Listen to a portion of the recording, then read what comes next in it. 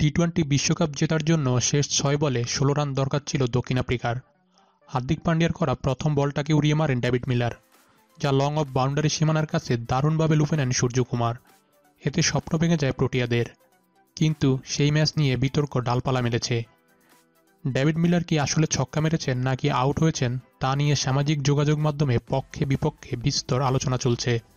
বিষয়টি নিয়ে দক্ষিণ আফ্রিকার অধিনায়ক বলেছেন, সত্যি বলতে আমি এটা এখনও দেখিনি, দেখতে পারিনি। হ্যাঁ, রিপ্লে একটু দ্রুতই হয়েছে। অবশ্যই তারা বেশ নিশ্চিতই ছিল যে এটা আউট এবং এই কারণেই রিপ্লে দ্রুত দেখেছে। সূর্যকুমারের সেই ক্যাচটি নিয়ে মন্তব্য করেছেন দক্ষিণ আফ্রিকার কিংবদন্তি শন পলক। ফাইনালে ধারাভাষ্যে থাকা পলক এক প্রতিক্রিয়ায় বলেন, না, ক্যাচটি একদম ঠিক ছিল। বাউন্ডারি কুশনটা সরে গিয়েছিল, তবে সেটা ম্যাচের মধ্যেই হয়েছে।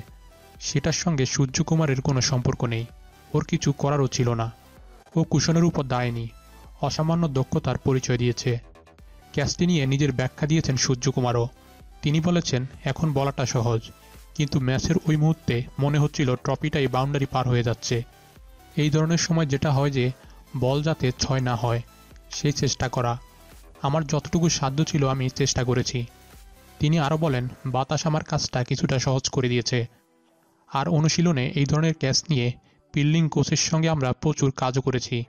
ম্যাচের দরকারি সময়টা মাথা ঠিক রাখাটাই গুরুত্বপূর্ণ। বন্ধুরা, আপনাদের কি মনে হয়, সূর্যকুমারের ক্যাচটি ৬ ছিল নাকি আউট ছিল? আমাদের কমেন্ট বক্সে জানাতে ভুলবেন না। প্রতিদিন ক্রিকেটের আপডেট নিউজগুলো পেতে আমাদের চ্যানেলটি সাবস্ক্রাইব করুন। ধন্যবাদ।